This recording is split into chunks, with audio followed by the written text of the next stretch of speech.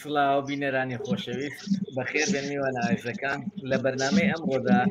باسی وا دەکەین کە لە دادگایی تاوانباراندا بۆچی کەسکاری قوربانیان بێکەسن، بۆچی پارێزەران، سیاسیەکان، لیستەکان، حیزبەکان کە هەموو ڕۆژە فرکیانیانە بۆ بەغدا بۆ سکاڵا تۆمارکردن لە کاتێکدا گەورەترین پێشێلکاری یاسایی کە کرابێت دادگایی نەکردن جێبەجێ نەکردنی بڕیارەکانی دادگای باڵای تاوانەکانە بەرامبەر بە تۆمەتبارانی ئەنفال. بۆچی بەرامبەر بەمانە بێت دەنگن؟ بۆچی سیاسەکان دۆستی تاوانبارانن؟ بۆچی لە گەعدەکانیانەدا دەنیشن پشتیان پێدەبەستن هاوکاری داوای هاوکاریان لێ دەکەن لە کاتی هەڵبژاردنە کاندیدیانەکەن پرۆژیانە دەنێ بە هەر شێوەیەک بێ لە شێوەکان پشتیوانی لەوان دەکەن. بۆچی ئۆکاری نهێنی ئەمە چییە؟ هەر ئەوەندەیە کە کەسکاری قوربانیان بێکەسن، دەنگیان نییە، پارەیان نییە، لێقەوماون. بۆچی ئەم کەیسە نابرێتە دادگای باڵای دادگای فیدرالی عێراقی کە لە کاتێکدا لە دوژنە و چەنجنەوە بگرە ئەم کەیسانەوە بگرێت تاگاتەچی هەمووی پارێزەران و سیاسەکان و خاوەن لیست و ئەملاولا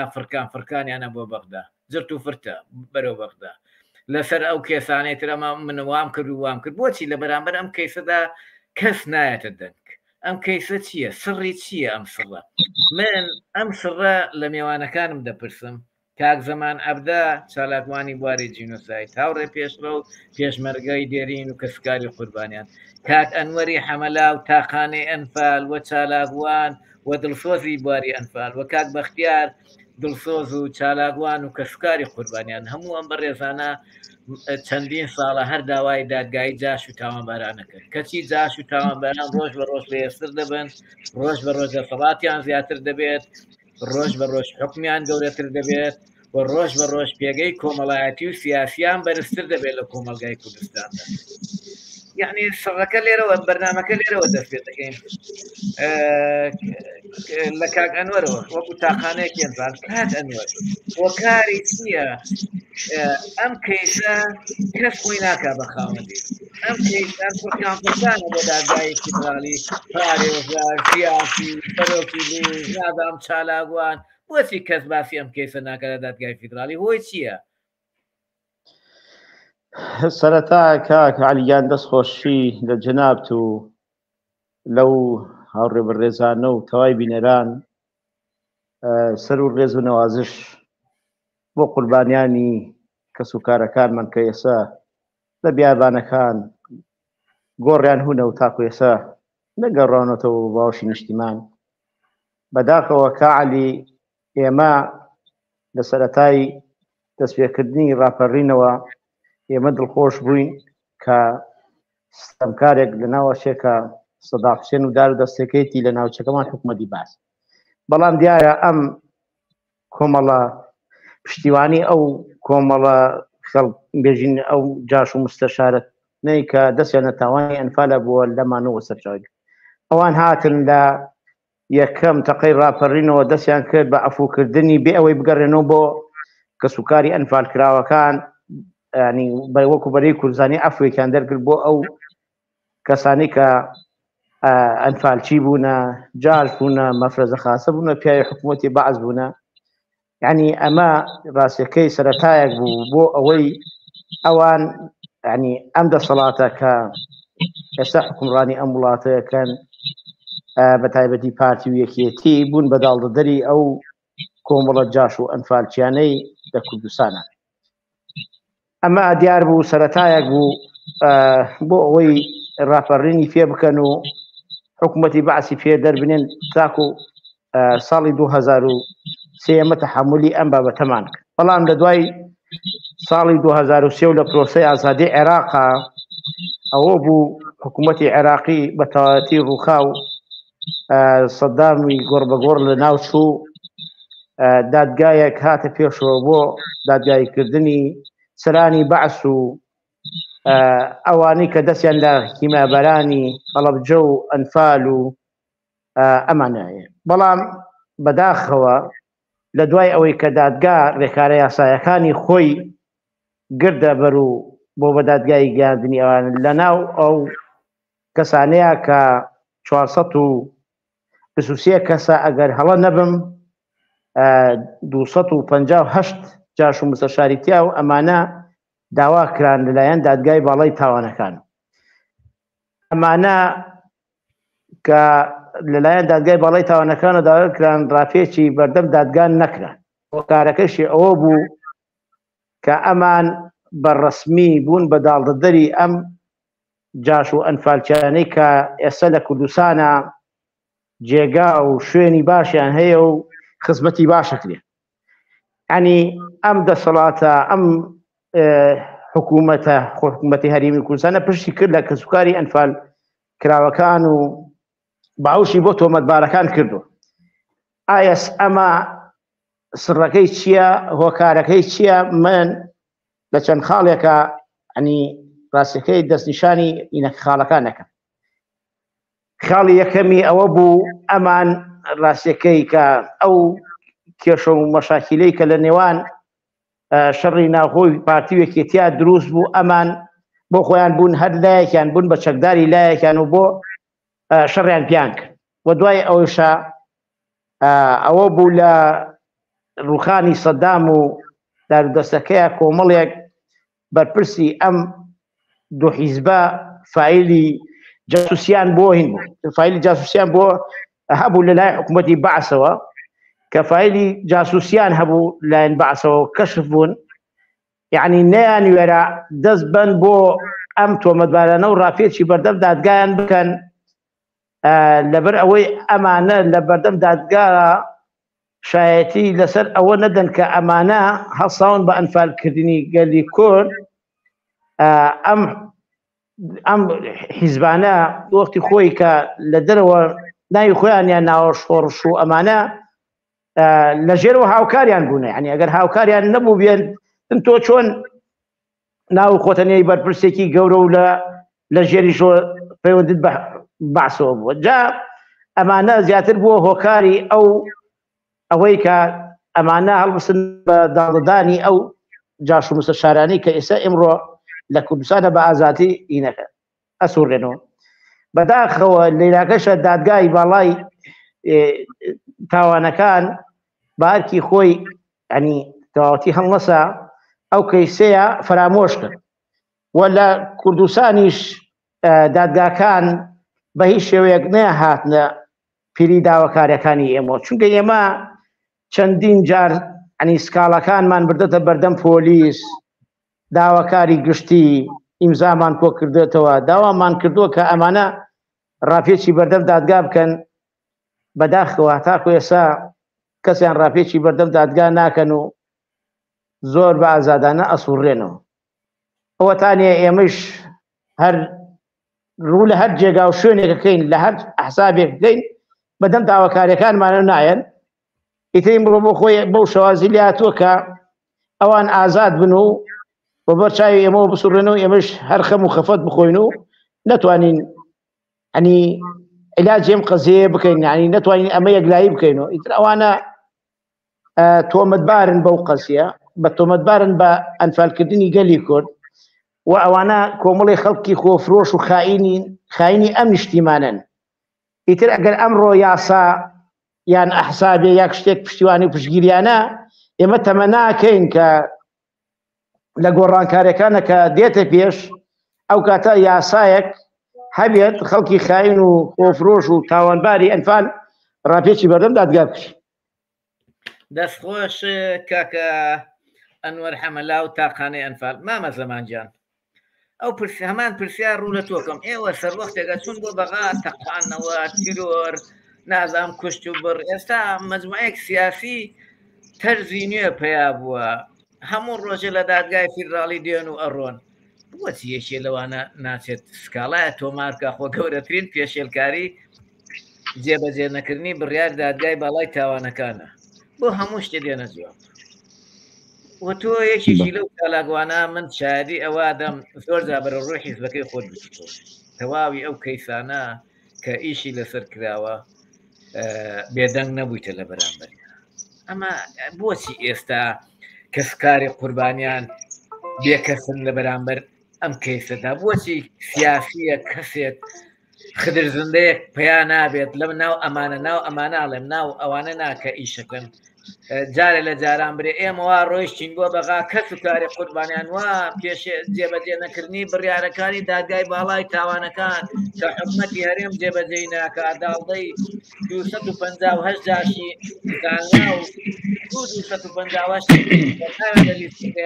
ئێمە دەیبێنە دادگای فیدرالی کە جێبەجێ ناکرێت بۆچی کەسێکی وا حیزبێکی وا سیاسیەکی وا پارێزەرێکی وا چالاکوانێکی وامان لێ پێیان نابێت بۆچی سڕەکەی چیە بە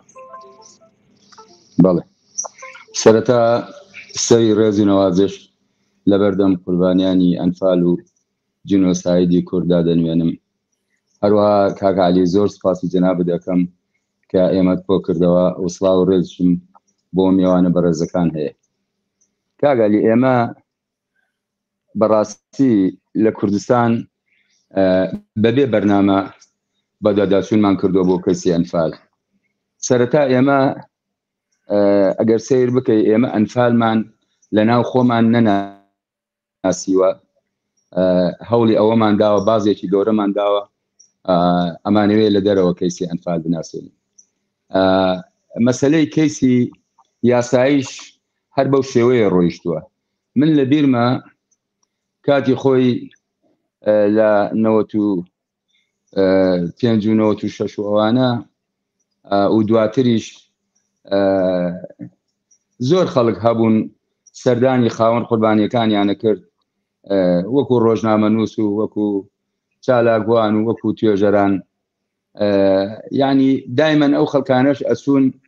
لە زیاتی ئەوەی کە ڕێگای یاساییەکەیان پێنیشان بدەن زیاتر تیان بگەێنن لە کەیسەکەیان هیوایە نەدا پێیان یعنی وای لێ هاتوبوو ئێمە کاتێک کە دادگای باڵای تاوانەکان دامەزرا تەبەن خۆتە زانی لە ڕێکخراوە ئەنفالەکانی کوردستان جەنابش ئیشت کردووە یەکێک لە خەونە هەرە مێژینەکەمان ئەوە بوو دادگاییکردنی ئەنجامدەرانی تاوانی ئەنفال ئەم خەونە مایەوە هەوڵماندا لەو ماوەیە دیکۆمنت کۆ بکەینەوە بۆ دادگاییکردنی ئەنجامدەرانی تاوانی ئەنفال و سەدام لە بیرمە لە 2000ەکان لەوە نەوەتەکان زۆر جار بە ئێمەیانەوت شێت چونکە سەرانی بەعەز چۆن دادگایەکرێت ئەوە بوو لە 2003 لە سوارچەوەی پرۆسەی ئازادی بە سەرپەرشتی ئەمریکا ئەوە بوو ڕژێمی بەعەز لەناو برا ئەو کات یعنی ئەمە هیوایە بوو بۆ ئێمە یعنی ئەو کاتە من ئەگەر بێت و تۆ کتێبەکەی من دیوە شاراوەکانی دادگای تاوانی ئەنفال بخوێنەوە ئەو کاتە دەزانی کە بەسێ حەول و وەلایەک بەسێ یعنی بەس ناخۆشیەک توانیمانە بچی لە بەردەم دادگایە من لە بیرمە ئەو کاتە حتا ئەچوینە لای خاوەن قوربانیەکان بۆ ئەوەی کە بێن سکاڵا بنووسن ناهاتن سعاتی قسەمان بۆیان نەکرد هەتا قەنەعەتمان بە نەفەرێک کرد بێ سکاڵا بنووسێ و لە هەمان کاتیش پێویستی بە پارێزەر بوو ئێمە پارەمان نەبوو پارێزەر بەرین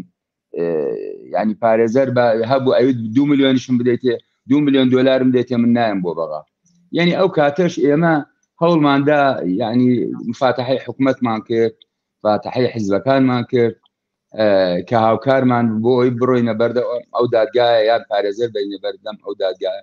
ئەوە بوو دیسانەوە کەس لای لە ئێمە نەکردەوە دواتر ئێمە هەوڵماندا وەکو هەوڵی تاکە کەسی کێشەکەی کەیسی ئەنفال لێرەیە هەموو هەوڵەکان تاکە کەسی بووە یان ڕێکخراوێ بووە یان ئیتر چالاکوانە یان خاوەن قوربانیەک کێشەکان لێرە ئەوە بووە ئەوە بوو ئێمە مفاتەحەی سندیکای پارێزەرانی کوردستانمان کرد کاکە نەقشبەندی هەزار ڕەحمەتی لێبێ بوو بە پشتیوانی ئێمە و ئیتر توانیمان بە پشتیوانی ئەوان بچینە بەردەم ئەو دادگایە و پارێزەری خۆبەخشمان بردە بەردەم دادگاکە یعنی تەسەور بکە 17 جەلسە من مەحامیم بە قەرزە برد بۆ بەغدا یعنی بزانە ئەم کەیسە چەندێ بێ کەس بووە یعنی تاکو ئێساش ئەم کەیسە هەروایە یعنی من تەسەور مەکرد ئەگەر بڕیارێک وەربگرین لەسەر جینۆسایدی گەلی کورد ئەو کاتە ئێمە ئەتوانین وەکو جوولەکەکان بتوانین دەوڵەتی خۆمان بنیاد بنین لەسەر ئەساسی زمان پرسیارێکمەیە بەڵێ ئێستا ئەوە یەکێتی و پارتی و کاگەنۆر وتی بڕیارەکە جێبەجێ ناکەن ئەمە لا دەریدا ئەوە حقیقەتێکیە باشە خۆ خەڵکێکی زۆر حیزبێکی زۆر لیستێکی زۆر پارێزەرێکی زۆرەیە معارەزەیە ئێستا بۆ یەک نەفەرێکیان لێ هەڵ ناکەوێت بێت بڵێ من قوربانیان وەرن من وا کێسەکەتانێک عریزەیەکەی بم بۆ دادگای فیدرالی سکاڵا لە حکومەت هێرێمەکەم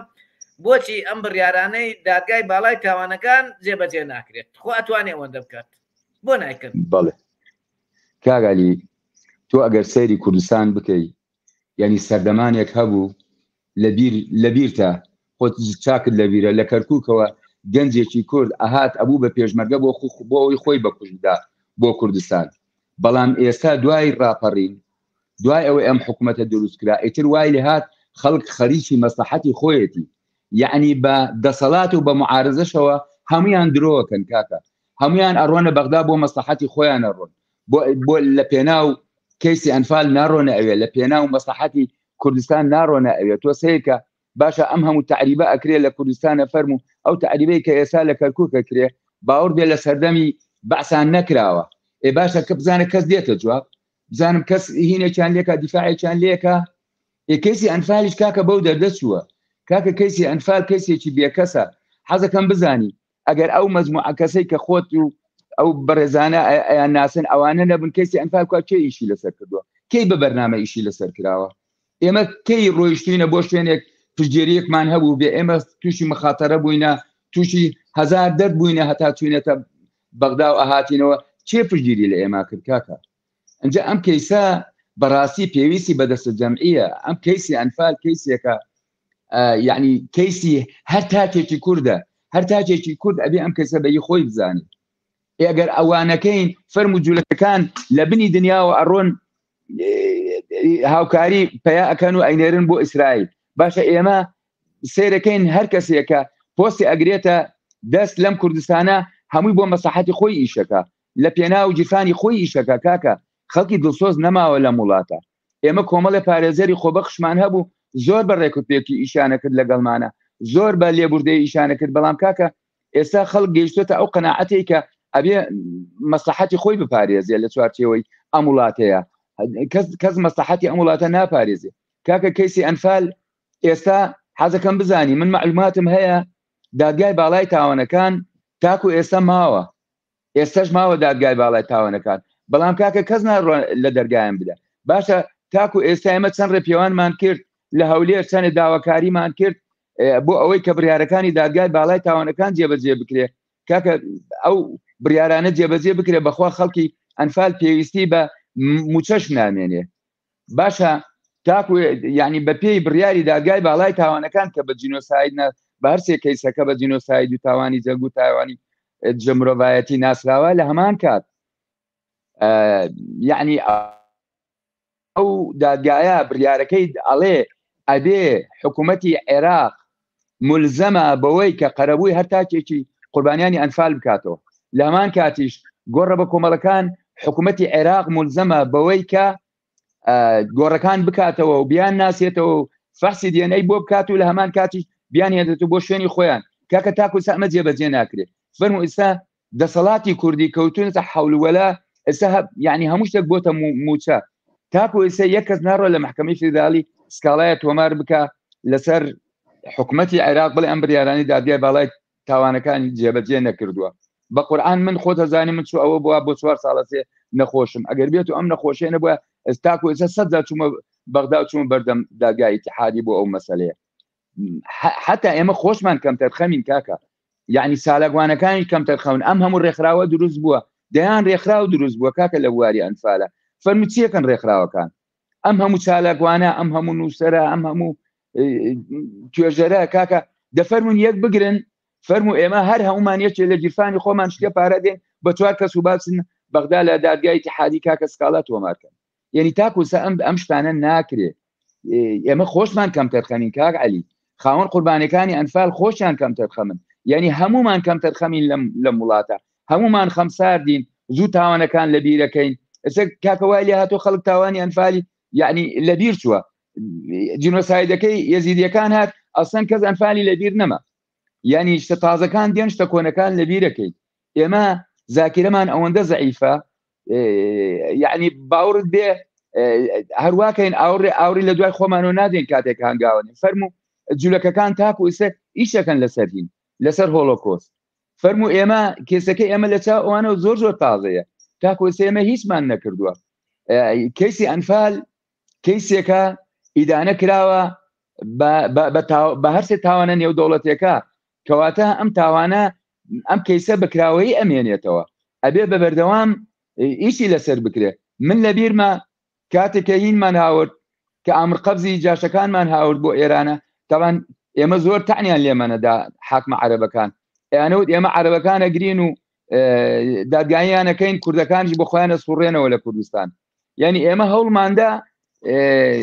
ئەو ئامر قەبزەکانیان دێنی کاکە بردمان بۆ هەر چوار لایەنە گشتەکەی ئێرانە سەرۆکاتی هەرێم و سەرۆکاتی حکوومەت و پەرلەمان و چوزانم وەزارەتی ناوخۆ ئەوانە دەگیر نەکران ئەوەش بوونە قوربانی منافەسە یەکێتی و پارتی چونکە قسمەتیان یەکێتی گرتوێ خۆیان و قسمەتیان پارتی شەڕی ناوخۆشیان پێیان کرد ئەوانە شیرین بوو لە بەردەمیان لە مەساحەتی خۆیان ئەوانەشیان نەکرد یعنی ئێمە دەبوو تاکو ئێستا لە کەیسی ئەنفالە ئەبووە تا یەک تاوانبار بمێنێ عەفو تۆمەتبار بمێنێ ئێمە بە دواداچوونی بۆ بکەین من ئاخر جار کە لەگەڵ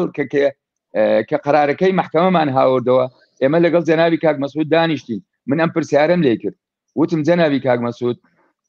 ئەم کەیسی ئەنفال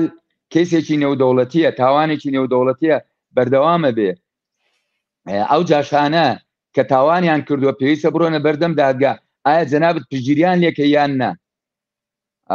وتی وەڵی قسەی وای کرد بەڕاستی من زۆر دڵم خۆش بوو یعنی وتی وەڵی بە هیچ جۆرە پشگیریان ناکەین چونکە منیش ئەڵێم ئەوەی کە تاوانی کردووە بە جەزاکەی خۆی وەرگێ ئەوەی تاوانی نەکردووە بۆ بە تاوانی ئەوانەی ترەوە بسووتێ وتم ئەیدەنا بیست سەرۆک ئێوە عەفویەکتان دەرکردووە ئەو عەفوویەکی یاسایی نییە لەبەر ئەوەی ئەم مەسەلەیە حەقی شەخسیتیایە ینی کەسێکە ماڵ منداڵەکەی ئەنفال کراوە حەقی ئەوەی هەیە سکاڵایان لەسەر تۆمار بکات و ئەوانە بەرێتە بەردەم دادگا وتی بەڵێ زۆر ڕاستە ئەوی عەفوی کە ئێمە دەرمان کردووە ئەو لێبوردنە گشتیە بۆ ئەوە بووە کە ئاشتەواییەک دروست بکەین لە کوردستانە و پرۆسەی ڕاپەڕینیش سەر بگرێ بەڵام هەر کەسێکە سکاڵای لە یەکێک هەیە ئەوە شتێکی شەخصیە ئەتوانن هەر کەسی ئەتوانێت بڕا سکاڵای لەسەر تۆمار بکات و ڕاپێکی دادگای بکەین بە من ئەمە زۆر بەڕاستی دڵخۆش میکرد بەڵام کاتێ ئەوە جێبەجێ کرا آخر کێشەکە لەوەیە کێشەکە لەوەیە کە جێبەجێ نەکرا کاتێ ئێمە جاشەکان لە 2011 تەنگاو بوون بە ڕێزان مەسعود بەرزانی جەلال تاڵەبانی نێچیروان بەرزانی کۆسر ڕەسوڵ جاشەکان لە ماڵ ئەنوەر بە قسەی خاڵدی خولەسوورەمە لە چاپێکەوتنێکی ئێنارتیا ئەرێ لە ماڵ ئەوان کۆبوونەوە ئەوان بەێمەیان گوت ناتانکردن بڕۆن و داواکاری گشتی هەولێر بە خۆمیان گوتیان ئەو چوار نەفەرە گوتیان ناخترا مەسەر جاشەوە نەبێ ئێوە ئیشەکەی ئێوە شملی جاش ناکات ڕاستە کاگالی چی بڵێ وایە لەبەرەوەی ئێستا جاشەکان هەمویان پۆستیان هەیە ڕەنگە من ئێستا وەکو پێشمەرگەیەکی دێرین ئەگەر ئیشێکم هەبێ لەوەیە بڕۆم ئەبێ مراجعەی کۆنەجاشێ بکەم کۆنە ئەنفالچیە بکەم ئەوە زۆر ڕاستە ئەوانە هەمووی پۆستیان هەیە هەمووی کاکە دەوڵەمەندن هەمووی ئێستا کاکە هین هەیە مستەشار هەیە ئێستا لە هەولێر هینێکی دروست کردووە گەڕەکێکی دروست کردووە کاکە بۆ خزم و کەسوکاری خۆی نەکەریەکێت ئەو مستەشارەی باسیەکەیت کوردێک لە لەندەن بۆتە پارێزگاری لایەکی لەندەن لە لەندەنەوە سەیری ئەم خوێنەوارە ئەم کابرا مەدەنیەکە لە لەندەنەوە فول هاتووە یەک سەرێک کەم کەس تۆ بە ماڵەوە نێشتا ماڵ باوک خۆی نەبینیوە بە فلیم لامە ئێخە کاکە ئەوەیە ئەوە کووردە ئەوە کووردە بۆرەیە کاکە تۆ جگەلەوە کاغالی گۆرەشتی زۆر ناخۆشەیە من تاقانەی ئەنفالم بینیوە قۆڵی کردوتە ناو قۆڵ مستەشارێکەوە کە کەسوکارەکەی ئەنفال کردووە من ئەوەم بینیوە کاکە تاقانەی ئەنفالیشم بینیوە ئێستا ڕسمەکەی لامیش پارێزراوە کاکە زۆرم بینیەوە لەوانە یعنی ئێمە بەڕاستی من بەڕاستی ئێمە یعنی وامان لێ هاتووە کە غیرەتمان نازانم چی لێ هاتووە هەموو شتێک بۆتە پارە هەموو شتێک بۆتە مەسلحەت لە پیار کەسێ لە پێناو مەسلحەتی خۆی ئێستا یعنی من یەکێکم لەوانەیە خۆتە زانی مەسلحەتی خۆم نەپاراستووە خۆتە زانی کە نەخۆش کەوتم چیم بەسەر هاتووە تێگەی بە هیچ شێوەیە دەرگایەک ئێمە ئەوڕێ پێشڕۆ ژاگالێتی هەموو با لێرە باسیکەین هەموو ڕێکخراوەکان دەیان و سەر و چالاگووان لە دەرگای سەرۆکی حکومە سەرۆکی هەرێم شوێنی تردرا بۆ ئەوەی چارەسەرێ بکەن فریای تووکەون کە ناتوانێت قسە بکە کە ناتوانێت بکۆکێتەنات ناتوانێت بە سراحەت بشکۆکێ نەک قسە بکە بکۆکێت یارمەتیتیانەدا بۆ دەسەڵاتی ژای حیزبەکەی خۆتە بۆ کاک زەمان بۆ ئاگاداریدا نەرێم لێرە دانیشتووە لە ناو ئەنفالەکاندا ئەوە ئێمە چاوەڕێ ئەنفالی چوارمان نەکرد ئەو هات بۆ پێشبرگاتی کە ئێمە هەموو ڕۆژتەوە تەسلیمە بووینە لەو کاتێ ئەو تازە هات بۆ پێشبرگاتی فەرم کاک ئێمە بۆلات هاوڕێ پێشڕۆگیان قسەمان کرد تەنێک بۆ پرسیارەکە هێشتا لە شوێن خۆەتی هێشتا ئەو دوو بەڕێزە بە تەواتی جوابیان نەداوەتەوە هیوادارم کاک ئەنوار پەیوەندی بە کاک بەختیارەوە بکات کاک بەختیاریش بێتە ناو بەرنامەکەەوە تکاتان لێکم کاک بەختیار بێنە ناو بەرنامەکەەوە هاوکارێکی کەم بە کاک بەختیاریش بێتە ناو بەرنامەکە من تا ئێستا ئەو نووسیدانە نەخۆنێتەوە هاوڕێ پێشڕەو فرکانە بۆ بەغدا لەم لە ئەم چالاگوان لەو لە ئەو چالاگوان باسی ئەماکەن لە هەمان کاتیشدا ئەو لیستانە لە یەکێتی و من لەو ماوەیە چاودێری یەک سیاسیەکەم کە لە یەک هەفتێکە 6 مستەشاری بینی ئێستا لیستیشی هەیە لیستێ گەورەشی هەیە 6 مستەشاری بینی لە یەک هەفتێکە نەفەر ئەناسم ئامرسریە بۆەوە لیست دروست دەکات نەفەر ئەناسم لیستی هەیە ئەچێتە ماڵ مستەشار بە کوڕی مستەشارەکە ئەڵێ مامۆستای من ئێستا هەموو ڕۆژە معارەزێ و لەسەر تەلەڤیزیۆنی شەو قساکات لەوانێ بزانن ئەڵێ مامۆستای من بە کوڕی مستەشارەکە کە لە ئەنفالی گەرمیانە ئەو کوڕە مستەشارە بەشداری کردووە بەڵگە هەیە لەسەری یعنی ئەمە چییە ئەمە بۆچی ئەمانە تا ئێستا یەکێکیان نانە پێشە بڵند کاکە کەس و کاری قوربانیان 1970 لە ڕۆژی خۆیدا دەیەکی کورد بوو هەر دەیەکی ئەم میلەتە دەیەکی ئەنفال کرا کوژرا لە بەس لە ئەنفالە دەیەکی کوژراوە باشە یەکێک نییە بێتە پێشەوە تا ئێستاکە خۆ ئێستا ئێمە توانین بچین بەیانی بە کاگەنۆری حەمەلاوەڕێن بڕۆ لە دادگای فیراری عریزەکە بدە کاک زەمان بڕۆ بەڵام بۆچی ئەمانە بێدەنگن ئەم هەموو پارێ ئێمە زیاتر لە 30,000 پارێزەرمانەیە لە کوردستانە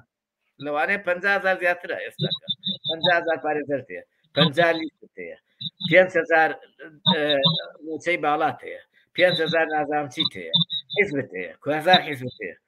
باشە ئەمانە بۆیەکی لێ پێیان نابێت درێت کەس و کاری قوربانیان هاوڕێ پێشڕەوە تۆ ئەوە ئێمە تۆکەینە دەمسیوا بێ نەگە تو قسە بکەن هاوڕێ پێشڕەوە تۆ کەسێکی ناسراوی لە ناو مەسلەی چالاشی بۆ ئەنفالدا وەرە لەگەڵمانە با بچین بۆ دادگای فیدرالی ئەمە سکاڵا تۆما بکەین لەسەر ئەم دوو حیزبە جاشپەرستە کە ناوی یەکێتی و پارتیە کە بڕیارەکانی دادگای پاڵای تاوانەکان جێبەجێ ناکەن ئێمە سکاڵا لە دادگای فیدرالی تۆمارەکەین لەبەر ئەوەی یەکێتی و پارتی ئەمانیان پاراستۆ ئەمانە دیفاع لەماکەن باشە بۆ کەسێک نییە لەنا ئەم سیاسیان نا ئەم پارێزەر نام حیزبانە نا ئەمانەیە فرکانی بەغدایانە ئاخر هەموو ڕۆژەوا لە بەغداد هەیە لەسەر چوار کێس سکاڵای تۆمار کردو بۆچی کەسێک لەمانە نایەتە پێشەوە بڵێ کەس و کاری قوربانیانی هەڵەبجە ئەنفال نازام چیە زیندانیانی سیاسی وەرن ئەوە جاش وایە و کاک زەمان گوتی مەگەڕێکی دروست کردو هەر ڕۆژ نییە سەفیرێ لای نەبێت ڕۆژ نییە سەفیر هاتووە کات یعنی باوەڕ کە جاشی وایە ئەزانم لەم کوردستانە بەقەدەر دوو حیزب علاقاتی هەیە بەقەدەر دوو حیزبی سیاسی علاقاتی هەیە ڕۆژانە هەموو سەرکردەکان وڵاتان نوێنەری وەفد ئەو حاکمە کوردەی کە ئەو بەیانیانە حاضر بوو لە ئیعدامکردنی سەدامە کە تەوقیعی کرد لە ماڵ ئەو مستەشارە بینراوە ئەمە چییە ئەم کارە ساتە کە هەیە لە کوردستانە هاوڕێ پێشڕووگیان سەرەتا سەری ڕێز و نەوازێش بۆ سەرجەم شەهیدانی ئەنفاکرا و دانەوێنم سپاس بۆ بەڕێستان کە لێرە هەمووانتان کۆ کردەوە ڕێز و احترامم بۆ کاک زەمان و بۆ کاک ئەنوەر هەیە ئەگەر تۆزێک بە وردی بچینە ناو بابەتەکە و پرسیارەکە شیکاری بۆ بکەین هاوڕێعەلی یەکێک لە هەرێک گرنگترین بابەتەکان ئامانج نەبوونی دەسەڵاتە بۆ کارکردن لەسەر بڕیارەکانی دادگا. ئەگەر بڕیارەکانی دادگا بە نمونە وەربگرین کەیسی ئەنفال خۆشبەختانە لە 2007 یاسا بریاری دادگای باڵای تاوانەکان بریاری لەسەردا کە تاوانی جینۆسایدە بەسێ تاوانی نێودەوڵەتی ناساندی، تاوانی کۆمەڵکوژی، تاوانی دژی مرۆڤایەتی، تاوانی جەنگ. بۆیە ئەم سێ تاوانە سێ تاوانی نێودەوڵەتیە و پەرلەمانی عێراق و سەرۆکایەتی کۆمار و پەرلەمانی کوردستان لە ناخۆی عێراقدا بە جینۆساید ناساندیانە. بۆ کاری لەسەر ناکرێ پرسیارەکە پرسیارێکی زۆر معقولە، زۆر بەجێیە کە من بۆ چەند خاڵێکی ئەگەڕێنمەوە. یەک لەو خاڵانە کە ئاماژەم پێدا ئامانجی حکوومەتی هەرێمی کوردستان و حکوومەتی عێراق لە ئەجندای کارکردنیانە نییە لەسەر کەیسی ئەنفال و کەیسەکانی تر کە دادگا بریاری لەسەرداوە، کەیسی فەیلەکان، کەیسی بەرزانەکان، کەیسی هەڵەبجە و کەیسی ئەنفال وەک پێویست کاری لەسەر بکەن. ئەمە ڕەهەندی کۆمەڵایەتی هەیە، ڕەهەندی سیاسی هەیە و ڕەهەندی ئابووری هەیە و ڕەهەندی نێودەوڵەتیشی هەیە بە تەقدیری من. ڕژێمی ڕووخاوی بەعەز کاتێک سەرجەم ئەو فەوجە خەفیفانەی دروست کرد، ئەو فەوجە خەفیفانە هەمویان بەشی هەرە زۆریان لە سەرک عەشیرەتەکانی هەرێمی کوردستان دروستیانی کرد. ئەوان بە ئامانجێک سەرک جاشەکانیان دروست کرد کە لە داهاتووشە ئەم بابەتە ببێتە گرێوگۆڵەیەکی گەورە لە هەرێمی کوردستانداوە ئامانجەکەشیان و لە دەرئەنجامی 33 ساڵی حکومڕانی هەرێمی کوردستان ئامانجەکان زۆر بە ئاشکرا دەرکەوت کە حکوومەتی هەرێمی کوردستانیش بە سوودوەرگرتن لە سەرک عەشیرەتەکان بابەتەکەیان دێزەبەر دەرخۆ نەکرد. کۆمەڵگەی کوردی کۆمەڵگەیەکی عەشایریە و کۆمەڵگەیەکە پشتبەست و بە خێڵ و عەشیرەت و بەوە. بۆیە ئەمە شەیەکێکە لە هۆکارەکان. هۆکارێکی تر ناهۆشیاری یاسایی کۆمەڵگەی کوردی بەرامبەر قەزە یاسایەکان. ئەوەندە فەقیر و هەژارین بەرامبەر بابەتەکان، وای لێ هاتووە خەڵک بەڕاستی هیچ تێگەیشتنێکی یاسایی نییە بەرامبەر کەیسێک کە تاوانی نێودەوڵەتیە، کە سوکاری ئەنفالکراوەکان بە تایبەت ئەم بابەتەیان زۆر بەلاوە شتێکی سانەویە. خاڵێکی تر بە ئاماجگرتنی ئەم بابەتانە ئەکید من بە قەناعەتی من حکوومەت لە هەرێمی کوردستان و لە عێراقیش کاریان بۆ ئەوە کردووە خەڵک نەقەناعەتی بە هیچ بمێنێ و نەمتمانەی بە هیچ بمێنێ. ینی کارکردن لەسەر بێمتمانەی و کارکردن لەسەر لاوازکردنی قەناعەتی خەڵک بە قەزێ چارەنووسازەکان یەکێکە لە هۆکارەکان خەڵک وای لێ هاتووە متمانەی بە هیچ شتێک نەماوە و بە ئامانجیش ئەم کارە کراوە. حکوومەتی هەرێمی کوردستان بۆ مێژوو بەرپرسیارەتی سەرەکی هەڵەگرێ لەو ئاراستە سیاسیەتە سەقەتەی کە پیادەی ئەکا لە هەرێمی کوردستان خەڵکی زۆر بێ ئومێد کردووە لە هەموو بوارەکە. بۆیە ئەمانە گرنگترین ئەو هۆکارانن کە هۆکاری تریشی هەیە بە تاکید. و بۆ نمونە هەر لە دیەکەی ئەگەر نمونەیەک زیندوو بێنینەوە 2-3 ساڵ پێش هەستاکە لە دیەکەی کاک ئەنوەر هەندێک لە کەسوکاری ئەنفالکراوەکان مستەشارێکیان داوەتی دەیە کردووە کە لە ناو سنووری گەرمیانە زۆرترین قوربانی هەیە، 364 43 شەهیدی هەیە کە تووکنە. دیەکەی کاک کەسوکاری ئەنفالکراوەکان مستەشارێکی داواکراویان داوەت کردووە. کاتێ من لێ پێچینەوەم لەگەڵی کەسێکی لەو کەسانە کرد کە نزیکە لە خۆمەوە کە سوکاری ئەنفال و نزیکە لە حیزبەکەی خۆشمەوە، پێم وت شەرم ناکەی تۆ خەڵک تاوانبارێکت تۆمەتبارێکت داوت کردووە کە دێکە 347 شەهیدی هەیە. جوابەکەی ئەوەیە ئەڵێ ئەوە نییە سەرکردەکان هەمویان باوشی بۆ ئەگرنەوە، هەمویان دەچن پارەی پێدەن، گوێخانانەی پێدەن، چەکی پێدەن. واتە ئەم سیاسەتە، ئەم جۆرە مامەڵەکردنەی سەرکردایەتی سیاسی لە بەرامبەر تۆمەتبارانی کەیسی ئەنفال وە خزمەتکردن و داڵدەدانیان یەکێکە لە هۆکارەکان کە بێمتمانەی لای خەڵک دروست کردووە کە سوکاری ئەنفال زۆر بێ ئومێدن لەم دەسەڵاتە، زۆر بێ ئومێدن لەوەی کە دەگوزەرێ. بۆیە بەڕاستی ئەمانە بەشێکی گرنگن لە هۆکارەکان. بەشێکی تر کە پەیوەندی بە چالاکوانانی کەیسی ئەنفالەوە هەیە. چالاکوانانی کەیسی ئەنفال وەک تا کاری ئەوەندەی لە توانە هەبووە کاریان کردووە، بەڵام بە پلان کار نەکراوە. هەر کەسێک لای خۆیەوە کاری کردووە، هەر ڕێکخراوێک لای خۆیەوە کاری کردووە. هەوڵ هەبووە بۆ نمونە لە پێشتر ئەوەی لە بێرم بێ لە 2008 تاوەکو 2014 هەندێک کۆنفرانس فدراسیۆن ئەوانە دروست بوو بۆ ئەوەی توانای هەموو ڕێکخراوەکان یەک بخرێ و ئەم توانایە ببێتە هێزێک لە بەرامبەر ئەو ناومێدیەی کە دروست کراوە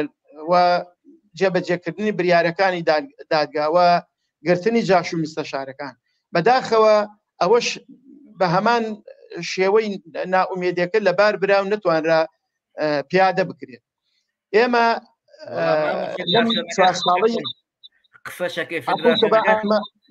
ئەم بابەت ئاماژە پێ دەکەم.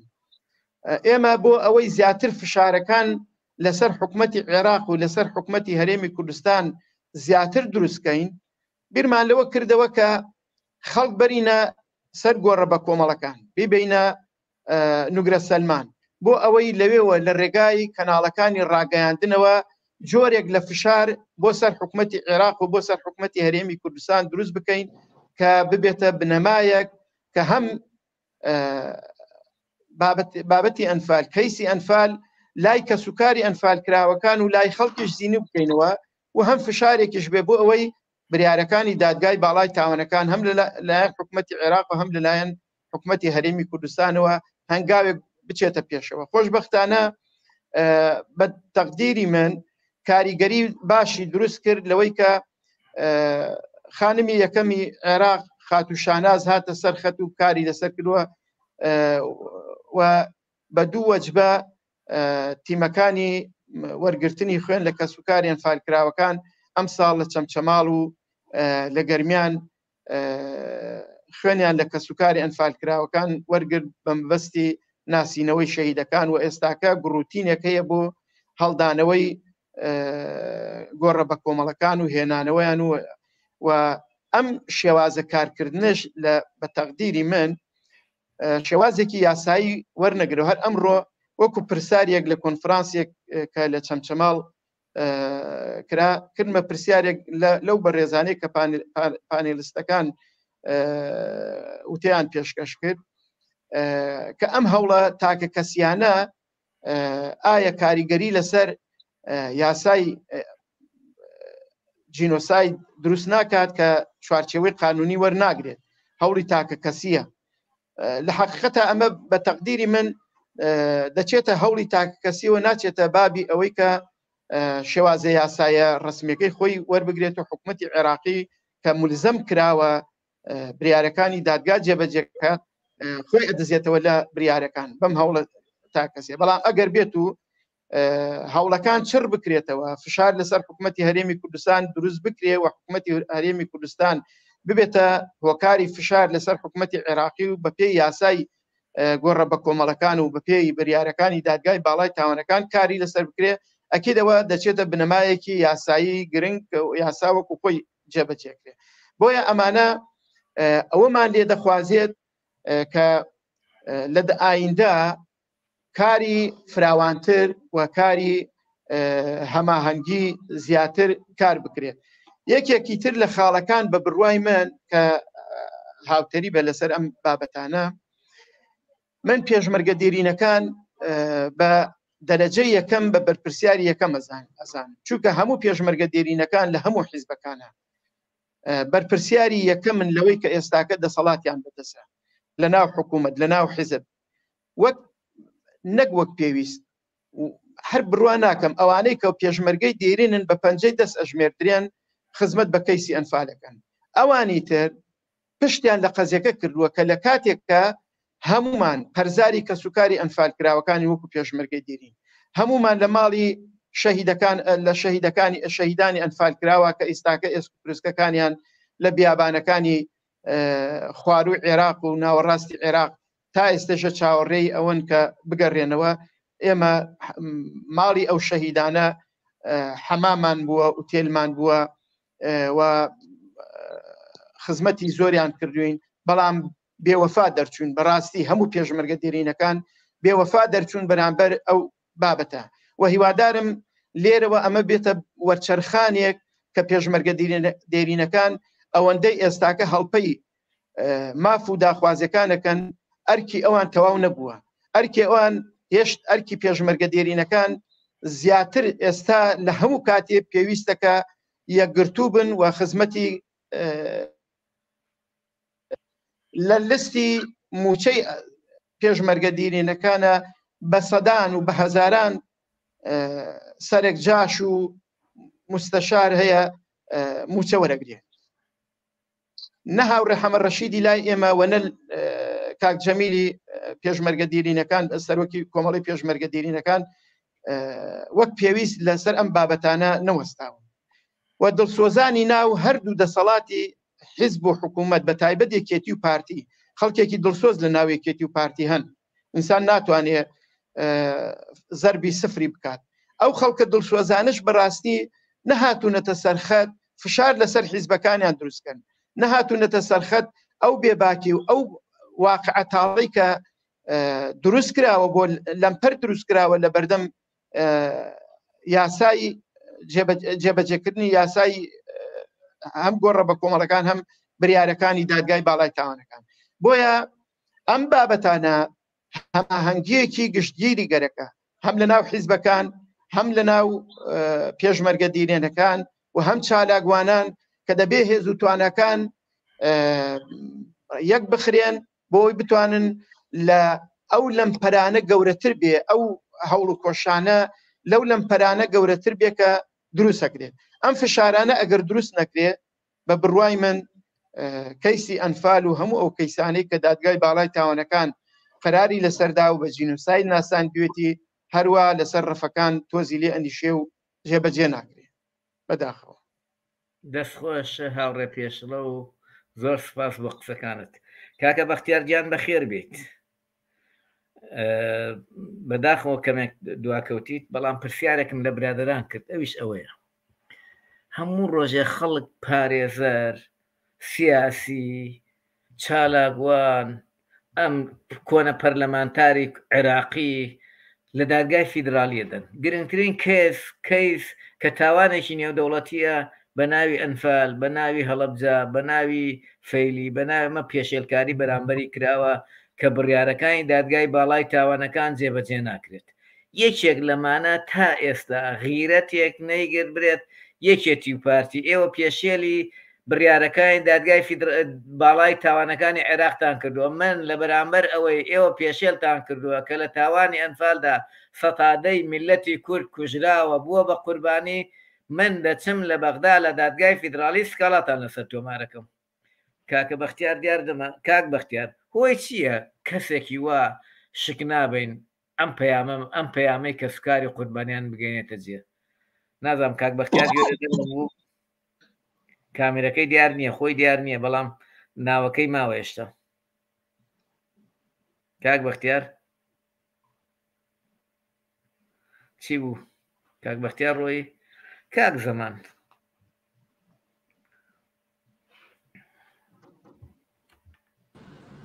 کاکعلی ببوورەوە بزانم خەتی من باش نەبوو پێم وایە دەنگت هیچ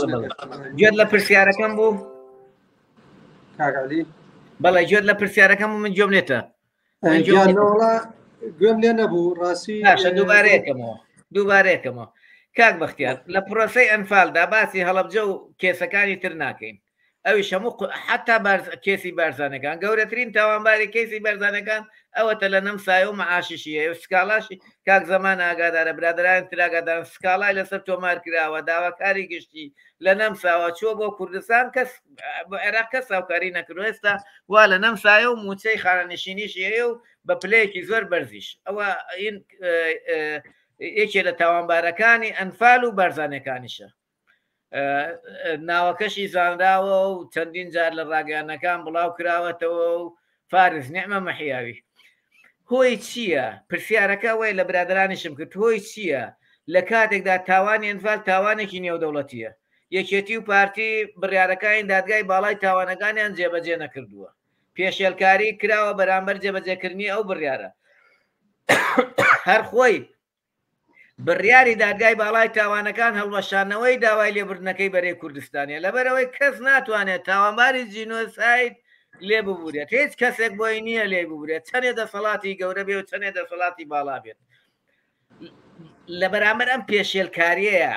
جگە لەوەی دادگا و لێپرسینەوە لێ ناکەن بە قووەتیانەکەن ئەیانکەنە مەقاوڵ کێخایانیانە دەنێ گەڕەکیان بۆ دروستەکەن دەسەڵاتیانە دەنێ لە بۆنە حیزبەکانە بانجیانەکەن هەموو ڕۆژە حاضرن هەموو ڕۆژە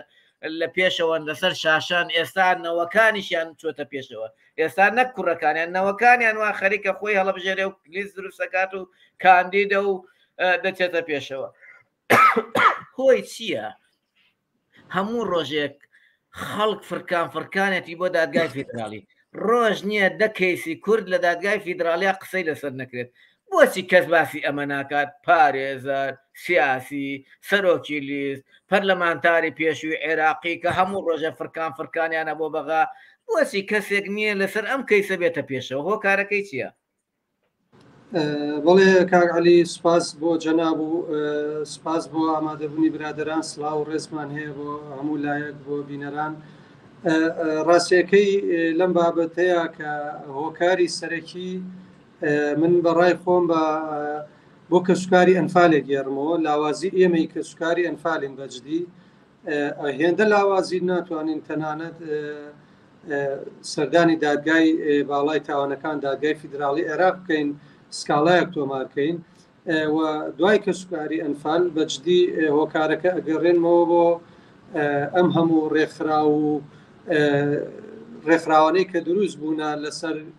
کەیسی ئەنفال و بە ناوی کەسوکاری ئەنفال و کارەکەن و زۆربەی کات ئەم ڕێکخراوانە لە بەرژەوەندی شخصی و حزبی کارەکەن من بە بەڵگەوە ئەم قسانەکەم نامەیە زیاتر لە ئەوەی ڕێکخراوەکان بڵێن چکە بە تەکیدەم ڕێکخراوانە زۆر لە ئاستی ئەوەیە لاوازن تەنانەت خۆیان بە ئەوەی کەسوکاری ئەنفال لە زانێنە تاکو ئێستا نەکەوتونەتە پێش کەسوکاری ئەنفال و داوایان نەکردووە کە بڵێن کاکە فەرمو با بڕۆین لە دادگای فیدرالی سکاڵا لەسەر تۆمەتبارانی کەیسی ئەنفال تۆمار بکەین لە ڕاستیە دوور نەڕۆین هەر لە گەرمیانە جاش و ئەنفال چیوامان هەیە بەڕاستی خاوەنی گەرمیانە بڕیار بەدەستە لە گەرمیانە لە کوردستانە بڕیاری دوێنێکی لە داواکراوەکان ژمارە نوێی وابزانم لە ئۆمەربل کۆبوونەوە بە خەڵکەکات و یعنی کە لە کاتێکیشدا ئۆمەربل من نەمبینیوە بەڵام مابزانام زۆرترین ژمارەی قوربانیە و کەسی ناسراوی تایە هەموو ڕۆژێ باسی ئەنفالەکەن و لەوانەشەوەی لە کۆبوونەوەکەی بەشداری کردووە هاتوێ بۆ نەگرە سلمانیش ئەگەر ئەو ڕێپێشەوە بۆم ڕاستکاتەوە بەڵێ بە تاکید من ئەوەم نەبینیوە ئەو بابەتە بەڵام دڵنیا بە ئەگەر لە ئەو گوندولادەی گەرمیانە کۆڕ و کۆبنەوەی کرابێ خەڵکی ئەو گوندە خەڵکێکی قوربانی دەرە و خەڵکێکی زۆری کەسوکاری ئازیزمان لەو گوندە ئەنفال کراوە و خەڵکی ئەو گوندە ساڵانە لەگەڵ ئێمە دێن بۆ نوگرە سلمان و سەردانی نوگرە سلمانەکەن بە دڵنیایەوە ئەگەر کۆڕ و کۆبنەوەیکی واکرابێ خەڵکی ئەو گوندەی تیا بووە بە تاکید کە هاتووە سەردانی نوگرە سلمانیشی کردووە جا وەک خۆت وتێت جگە لە جاش و ئەنفالچیەکان کە خاوەنی بڕیار و دیوەخانانە و نازانم موچەی باش و زەبەلاح و تەنانەت نەوەکانیشیان کوڕەکانیان وەکو نەوەکانیان نەوەی دووەمیان هاتووەتە سەرخەت و لە سەرجەم کایەکانی کوردستانە کارەکەن و بڕیار بەدەستن و تەنانەت ئێمە لە نوگرە سەلمان هاتینەوە ئەو شەوە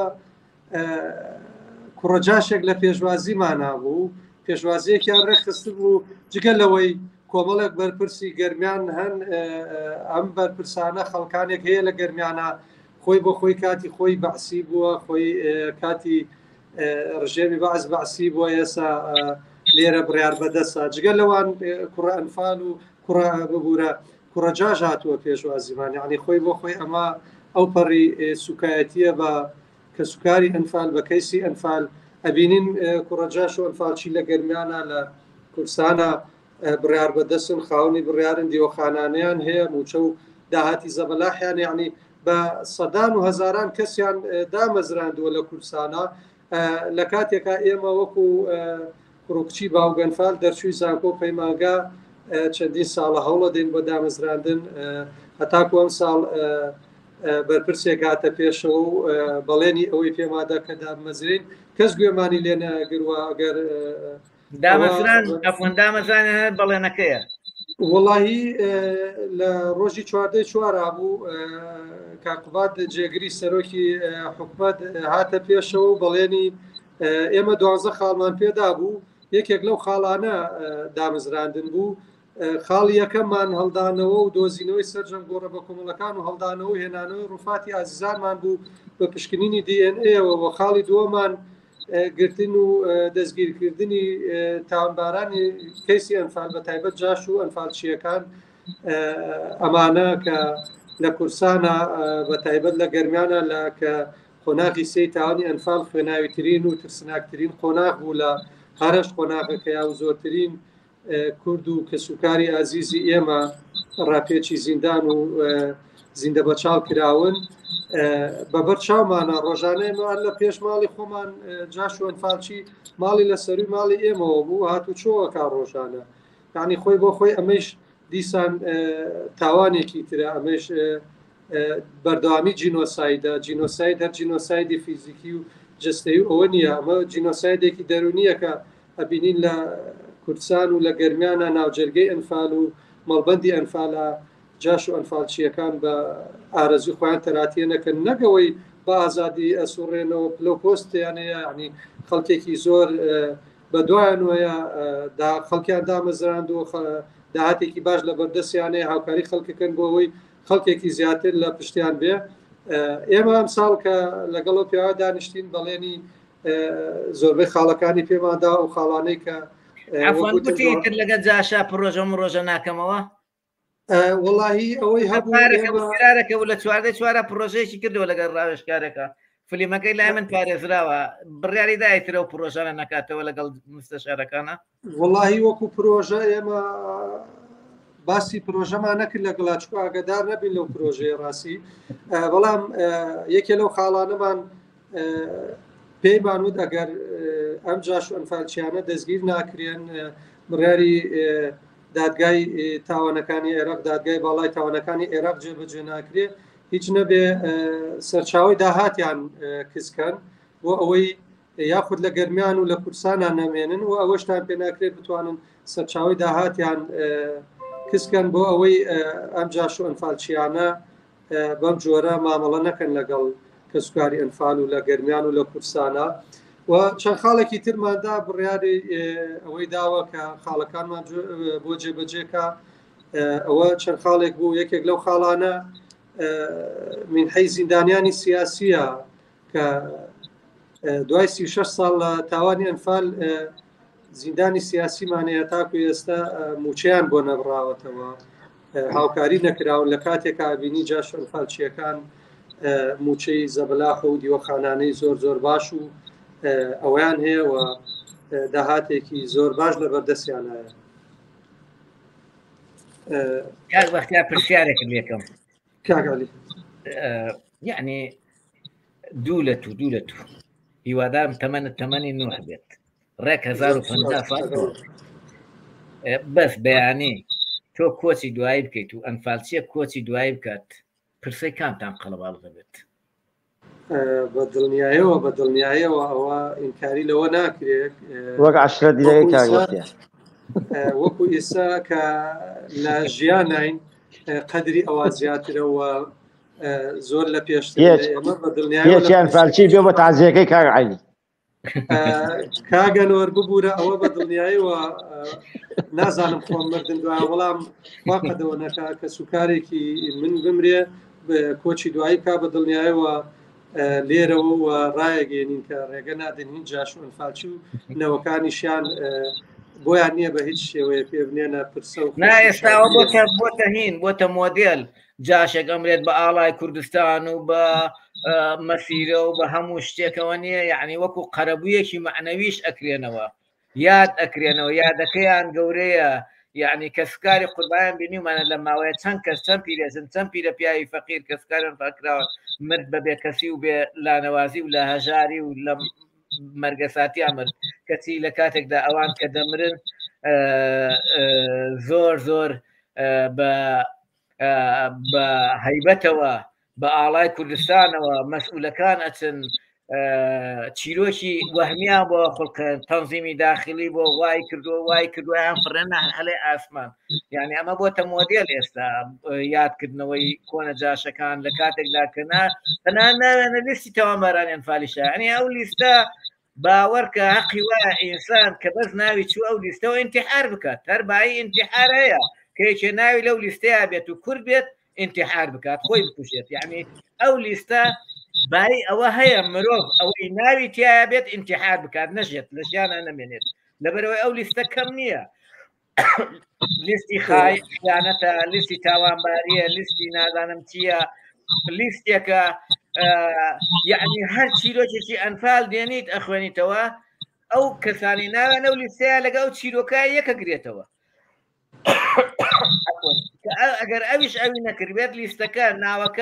ناوەکە لە لیستەکە بۆ بۆ خۆی ئینتیحاریە یعنی کە بەداخەوە ئێستا زۆر ئینسانی شەریفەیە خەڵکە بۆ ئەو ساڵە کە فایلەکەی کەس بوو مرد ئینتیحاری کرد هەبوو ئینتیحاری کرد یعنی بەجددی یعنی بوونی ناوی هەر کەسێک لەو لیستەیە ئەگەر ناویشی نەبێت تاوانبار بێت ئام مەفرەزەیە مستەقەرە نازانم چییە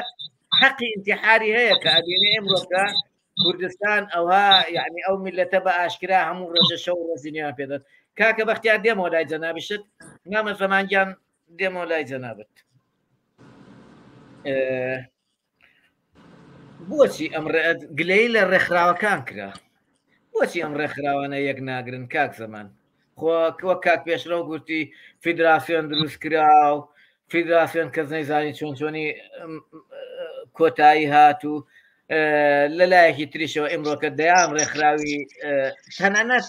ئیشەکە گەیشتە ئاستێک ڕێکخراوەکانی جینۆسایت پشتیوانی کەیسەکانی یەکتریش ناکەن پشتیوانی کەیسەکان یەکتریش ناکەن بەو شێوەیە یعنی تەنانەت هەنێکی ناوچەگەرێتیش ئەکات ئەوەی کەوا ئەمە کەیسێکی گەورەی ئەنفالە زۆر جار یعنی وەلحاصل جگە لە پەرتو بڵاوی پشتیوانی نەکردن لە یەکتری